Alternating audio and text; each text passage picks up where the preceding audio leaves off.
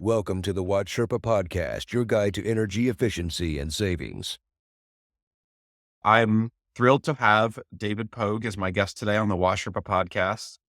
David is an Emmy award-winning journalist who has simplified the complicated world of science and technology for mass audiences for over 30 years now, with a combination of wit and humor. David is renowned for his ability to demystify science and technology. He has been making these subjects accessible, like I said, for 30 years. He is currently a full-time correspondent for CBS News Sunday Morning. He was the New York Times Weekly tech columnist for over a decade. He's hosted 20 Nova science specials on PBS, and now is a best-selling author who has written over 120 books. Today, I'm very excited to speak with David about his book, How to Prepare for Climate Change, a practical guide to surviving the chaos. Well, Mr. Pogue, thanks so much for joining me today. My pleasure. All right, so the first question I had is, before we jump into the topics of the book, I'd love to ask about your career before you became a journalist. When I was researching your background, I saw that you graduated Yale in 1985 with a degree in music, and that you actually spent 10 years conducting and arranging Broadway musicals. Could you share some of the highlights from that experience and talk about why you decided to transition into journalism after that? Yeah, that is correct. I have always been a musical theater nut. Growing up in Cleveland, I wrote musicals for the Cleveland Playhouse Youth Theater, and I was a piano player for the school choir and played in the pit for musicals. I just, just one of those kids who had the bug. And then as you noted, I majored in music, and then I went to New York to do Broadway shows. And what I wanted to do was to write Broadway shows, to compose the songs. I had written a musical a year while I was at Yale, and it turns out it's not that easy. They do not produce musicals by nobodies. It costs 10 to 20 million dollars to put on a show, and they're not going to invest that on a first timer. So what I wound up doing is playing piano for voice lessons and as for rehearsals and things like that. And eventually, I wound up as a conductor, a Broadway conductor, doing musical direction for about 6 shows, all of them flops. None of them ran. I like to think it's not because I was the musical director that they that they failed. But yeah, it was a great time. It was not as creative as I hoped it would be. If you're good as a conductor, then you are a robot. You are the same every night, 8 times a week. And what I wanted to do is to create. So really the rehearsals were the fun part. And then the actual running of the show was famously boring. There's a bass player for Beauty and the Beast who had been playing the same show for 12 years. And it got to the point where he bought himself a 100-foot long amplifier cable.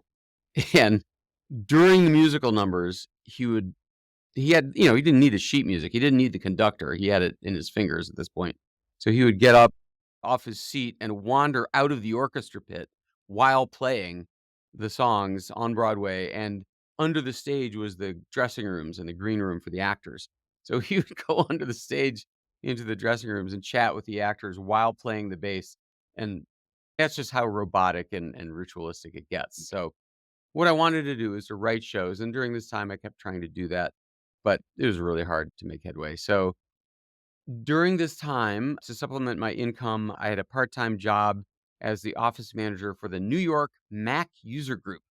Now, this was pre-internet. So the way you got software, shareware, freeware in those days was you went to your local user group and they would pass around floppy disks and you'd copy them and you'd say, "Oh, that's a cool screensaver. Can I have that?" And so there's a lot of activity at these user groups, especially the New York one is very big. And I saw that there was a piece of software that I really wanted. It was $1,000 music program called Finale. It's still on the market today. It was like the Microsoft Word for sheet music sort of thing. And what it could do is you could play on your electric keyboard and it would write out the notation of what you were playing, which was a, a gift from God. It was like, since the time of the monks, we've been doing this by hand. And here was something that did it automatically. But I couldn't afford $1,000 for a piece of software. The New York Mac user group had a newsletter. It was an 8-page Xeroxed rag called, hilariously, the Mac Street Journal. And our editor, it was all volunteer, said, here's what you do. You write to this finale company and you tell them that you're the reviewer for our publication. And would they please send you a free copy? And so I did, and they did, and I got a free copy of Finale. So I wrote a review of it, and then I'm like, "Wow, how far could I take this?" So then I got a free copy of Photoshop, and then I got a free copy of Microsoft Office and all this stuff. And then after about a year of this, the same guy, I owe this guy my entire career, Rob Allen, he goes, "You're having fun with this, but you could be being paid as well. So why don't you send these clips, these sample reviews that you've done to the glossy computer magazines and say, I'd like to do some reviews for you and you can pay me." And so that's what I did. And so for the next 13 years, overlapping with the Broadway stuff, I was writing for Macworld magazine. I was like in my mid 20s. I don't think they had any idea. I was just a kid. But it was a great experience, and I wound up getting promoted to writing the back page column, like the humor column, and so that's how the writing thing really began, out of pure youthful greed. That's so funny. You built your entire life and career on now. It almost came out of a side hustle to get some extra cash. That's pretty funny. 100%, 100%. It was all an accident, and then from there, then in 2000s, I'd been out of college for 15 years at this point. The New York Times needed a technology columnist. And the outgoing guy was a fan of my Macworld column in the magazines. They asked if I'd like to take over the column, and I'm like, "Let me think about it." Yes. And so then I did that for 13 years. I wrote this weekly column for the Times for 13 years.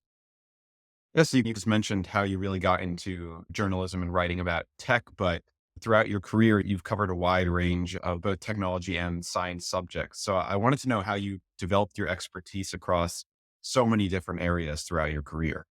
I will say, first of all, I'm a very curious guy. I want to know how things work. I really need to know that.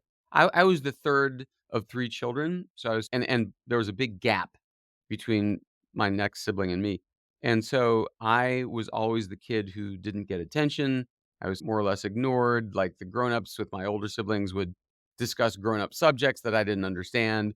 It infuriated me. It made me so upset not to be on the in crowd, not to get the jokes, not to understand the references. I cannot tell you how much that bothered me. I just felt so left out. And I you can edit this out if you want, but I vividly remember being 9 years old at a dinner party, seated at the dinner table. My parents were having a dinner party, and one of my dad's friends tells this joke, and I still remember the joke because it made me so mad that I didn't get it. So this old man comes out of the doctor's office into the waiting room, and he goes, "Can't believe it. Can't believe it. Gonorrhea at 69." And one of the other guys in the waiting room hears him, goes, "You're kidding. I had IBM at 23." And everybody started laughing. I assume you get it. Okay, so the second guy thought he was talking about a stock at a certain price. So anyway, I didn't get it all. I'm like, "I don't get it. I don't get it." And my dad was like, "I'll tell you later." And it gave me so much anxiety to be the last guy to get the joke. So anyway, I think that is what turned me into an explainer. That's really been my career, is explaining stuff. And it was tech for a long time, and then it grew into science, and then for Sunday morning, they have me doing everything, politics and geopolitical situations in Ukraine. I just did one on the campus protest. And, I wrote 7 of the Blah, Blah, Blah for Dummies books, and then I wrote 100 books in my own series, the Missing Manual series, always explaining concepts that I don't think the average person knows coming out of the womb. I all attribute it to that, to being the third kid. That's pretty funny. So speaking of the things that you like explaining about and you're passionate about, we both share a passion for the environment. For the people listening, David is a volunteer with a local organization that helps students like myself to try to make an impact in our community in the fight against climate change.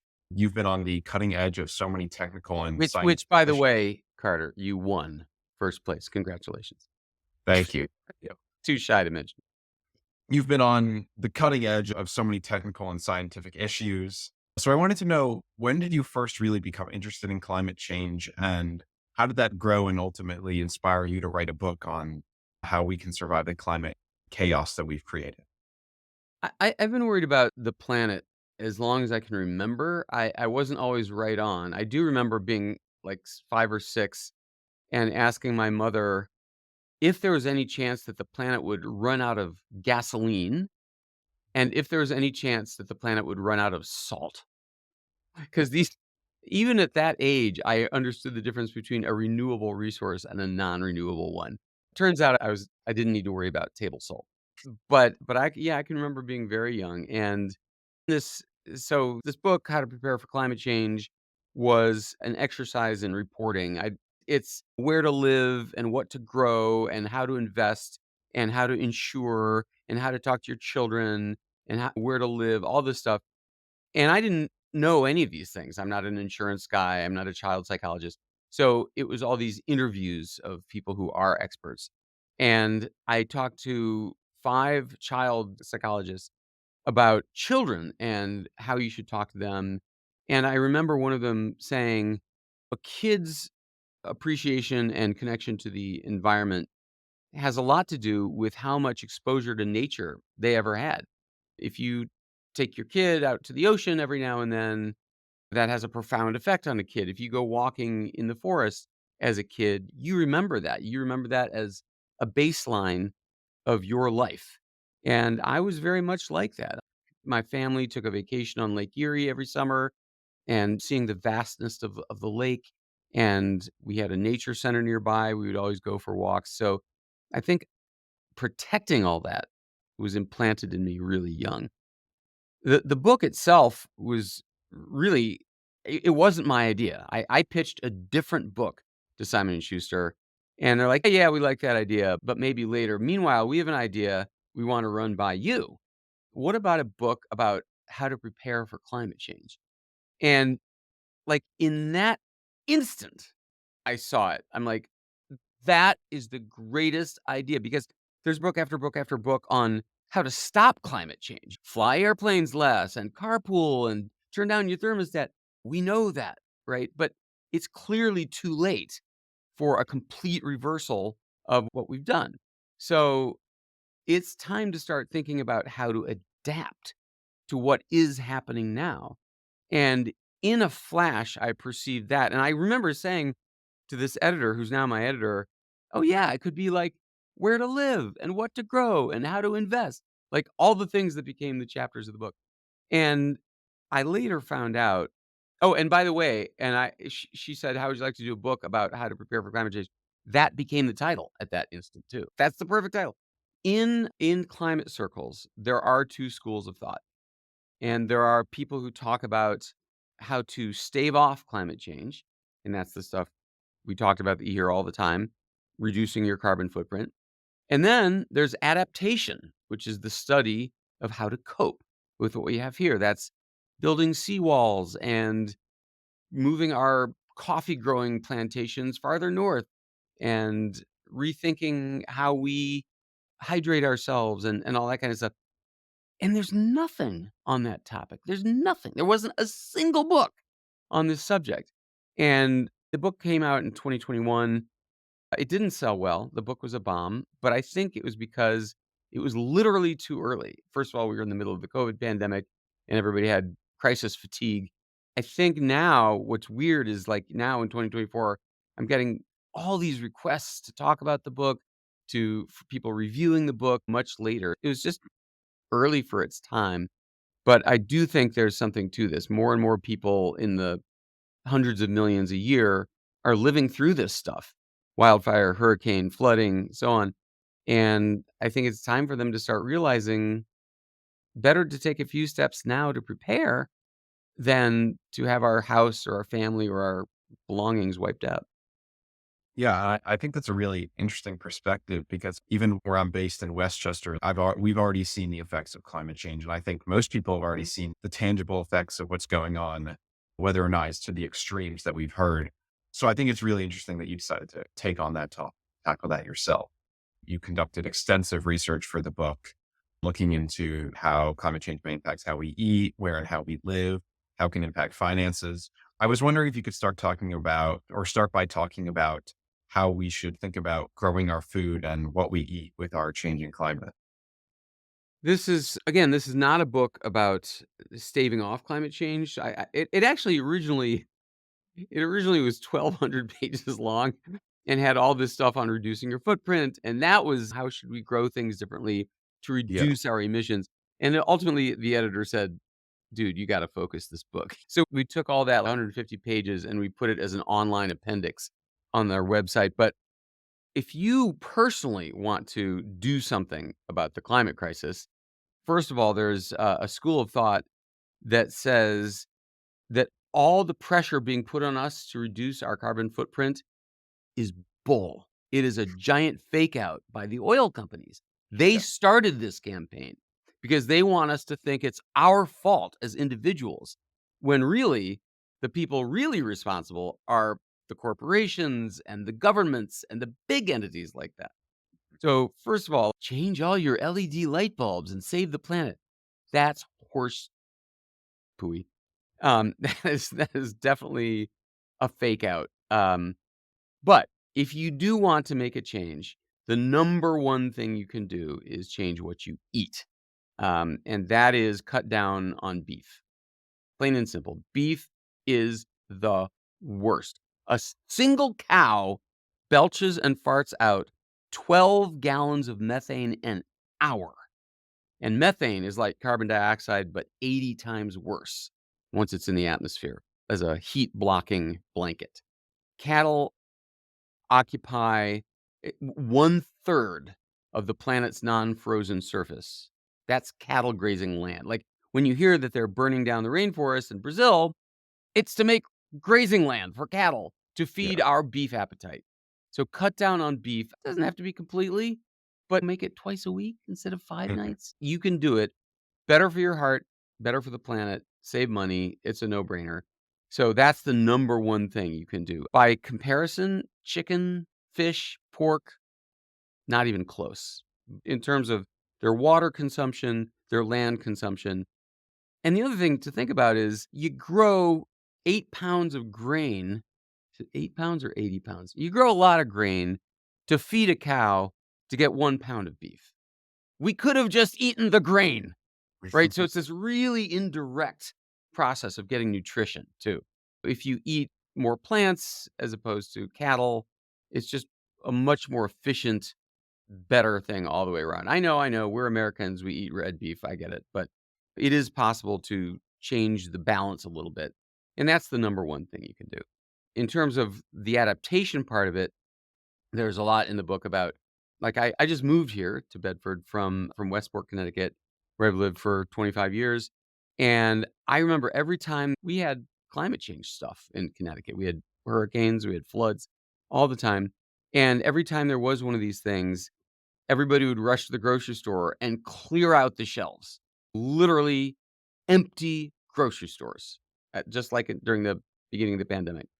And so one of the things the book recommends is why not think ahead? Why not get 2 weeks worth of stuff that keeps, like canned stuff and beans and pasta and stuff that you can keep forever on your shelf, and then have that so that when disaster comes, and it will, you'll have some stuff equipped to eat.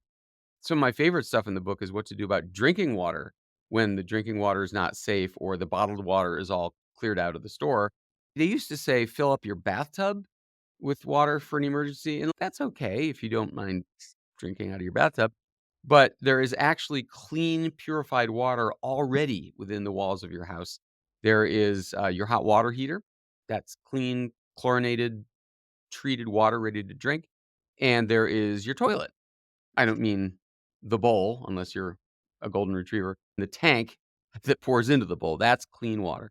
And in the pipes of your house too, if you have multiple stories. So you already have clean water in your house, and in an emergency, you could drink that. That's so interesting because I never in a million years would I have thought to check any of those places for clean water. Right. So I think when we're talking about like actual things that are useful to people in the here and now, things like these are important as we do begin to experience the more tangible effects of climate change.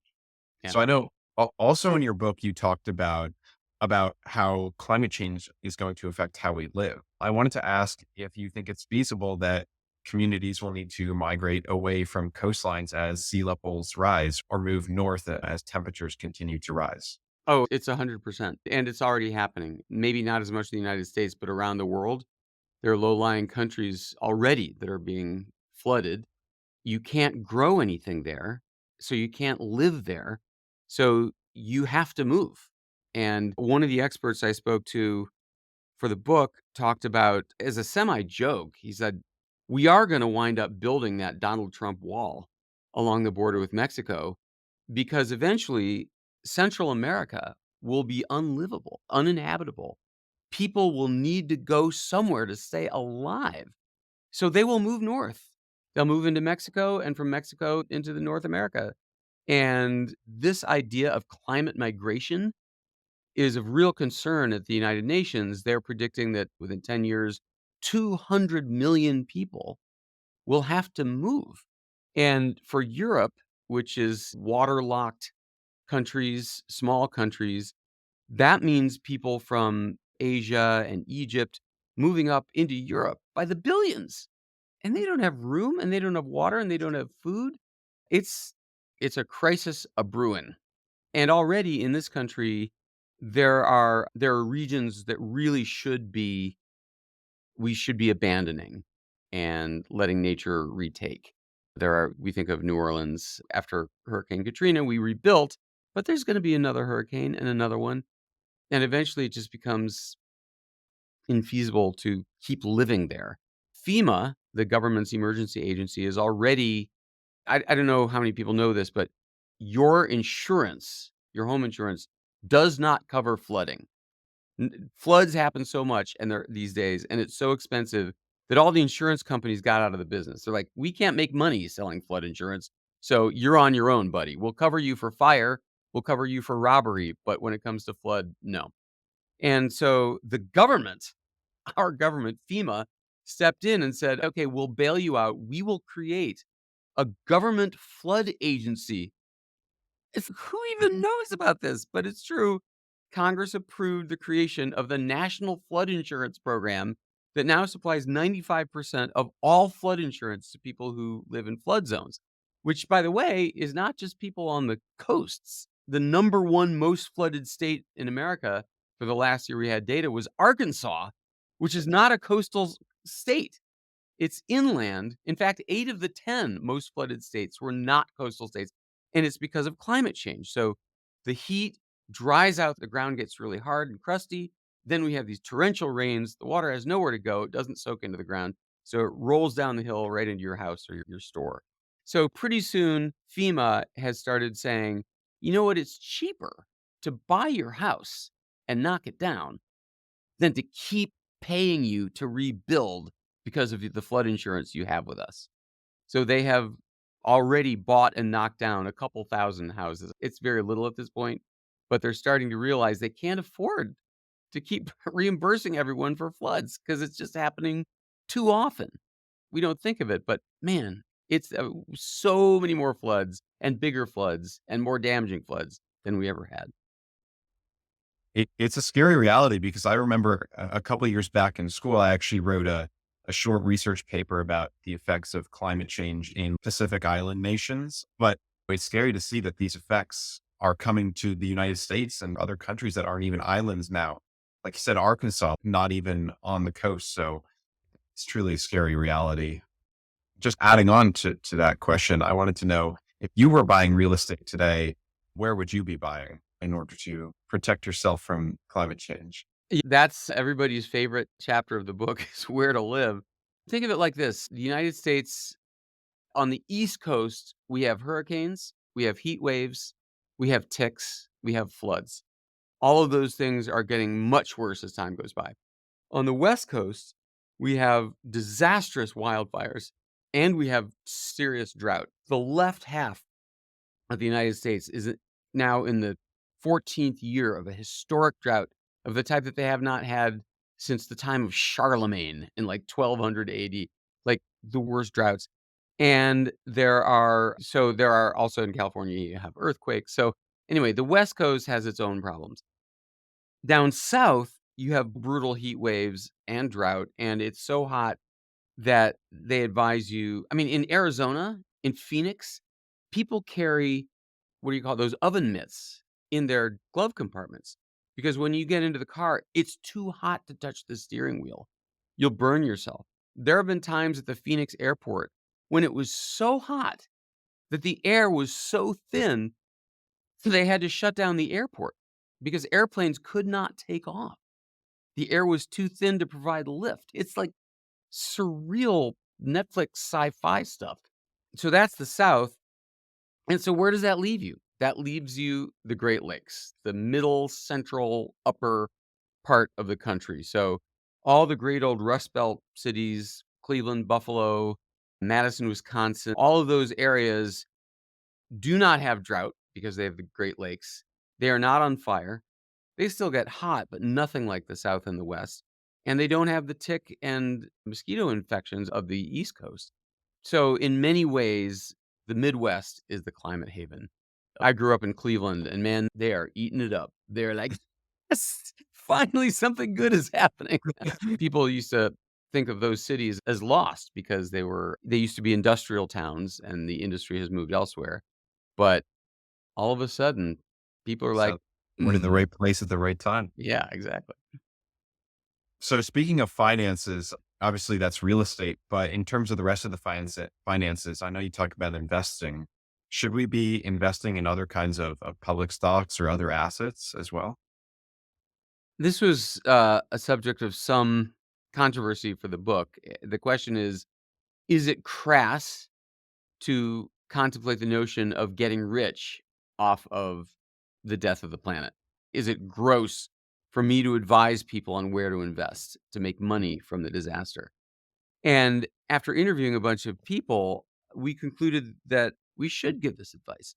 And the reason is that every time you invest in a company that's green or trying to make the planet greener, you're helping everyone. So if you buy some stock in a company that makes batteries for electric cars or a water purification system, you are in effect helping solve the problem for anyone. So ultimately, we decided to go for it.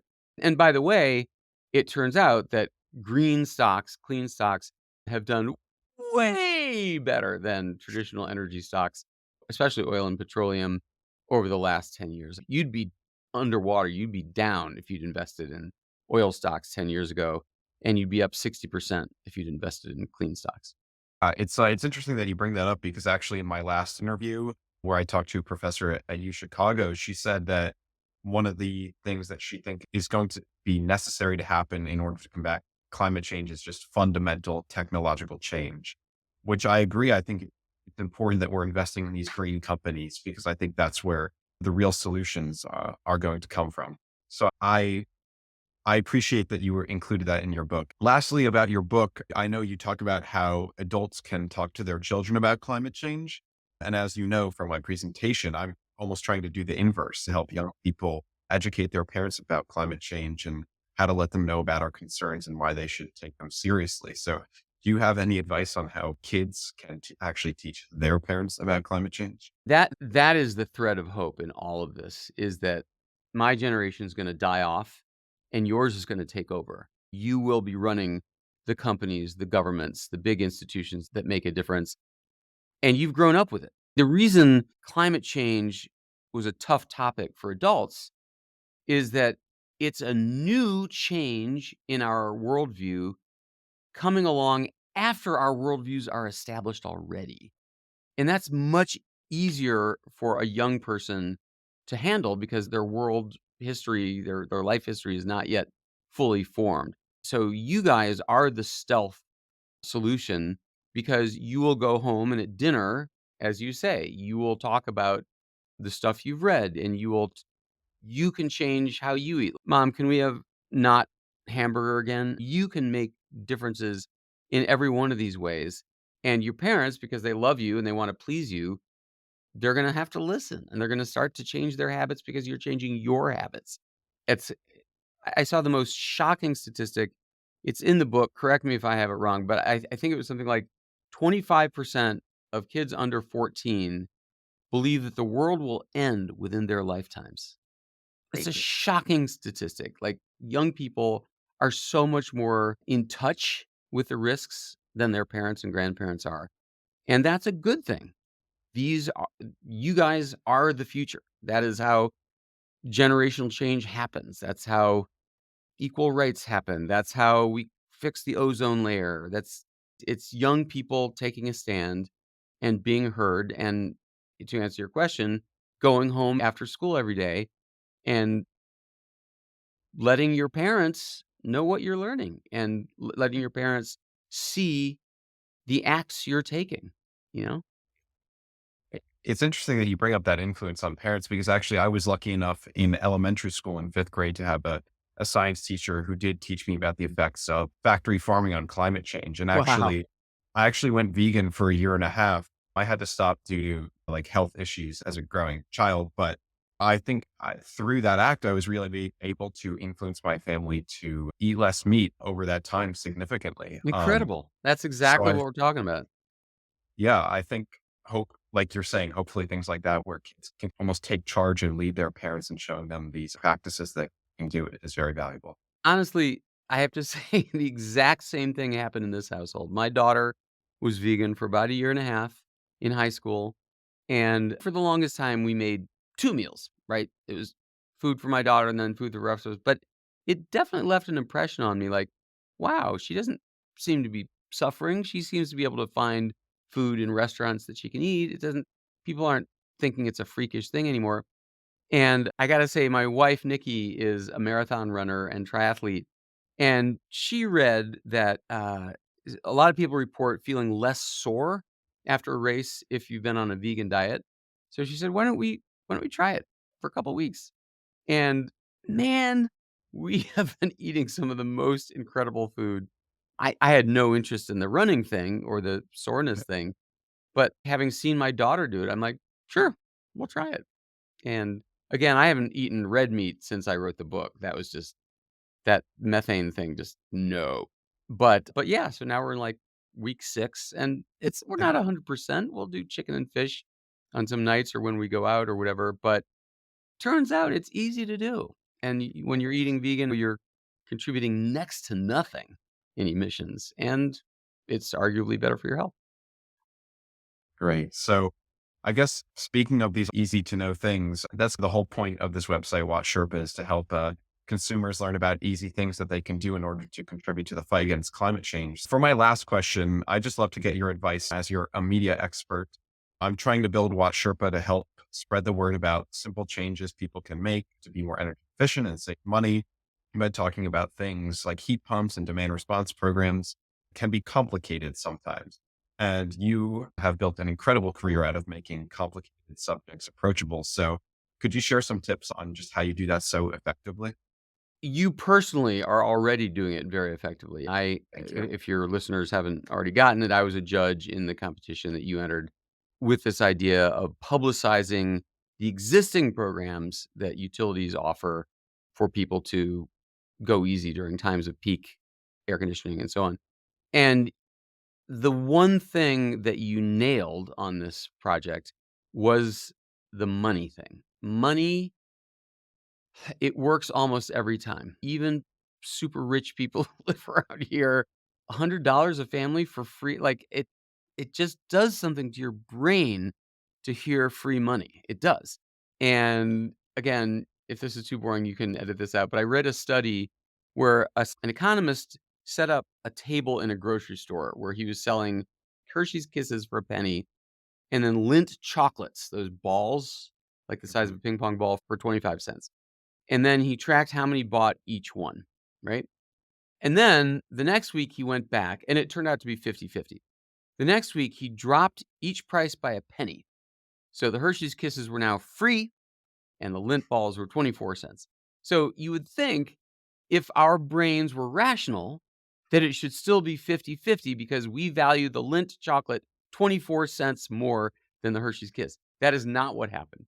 Nobody got anything but the free Hershey's Kisses. Everybody. So the word free does something to our ability to think rationally. It fries our brain. So here you are saying you could be getting $100 of free money from the big evil utility company for doing almost nothing. you've got their ears. You've got everybody's ears to listen. And then when we find out about the peaker plants and we find out that those are filthy and disgusting and cost the utilities money, it's just you're getting bombarded by reasons to do it. What was impressive about your idea, you didn't invent anything. You didn't devise a new chemistry for gaseous emissions, but it's an informational and basically a marketing job. So that is your challenge. Do you have a YouTube channel? Are you on TikTok? Are you already bringing this free money idea to as many people your age and older who can listen? There's no reason that you couldn't multiply this local effect you've had by the entire country. That's really what I aspire to do, is take this as an example and then spread it nationally. I don't have any more questions. Mr. Pogue, thank you again for joining me today. I'm honored to have an Emmy award-winning journalist on my little podcast, and it's really inspiring to see someone with your platform actively using it to raise awareness about climate change. So I'd request everyone who's listening, please follow Mr. Pogue on Twitter or X now, where his username is just @Pogue, Pogue. And you can check out all his work on his website, davidpogue.com, and of course, buy his book, How to Prepare for Climate Change, a Practical Guide to Surviving the Chaos. Thank you again. Thanks, man. Great job. If you enjoyed our podcast, please like and subscribe and visit us at WattSherpa.com.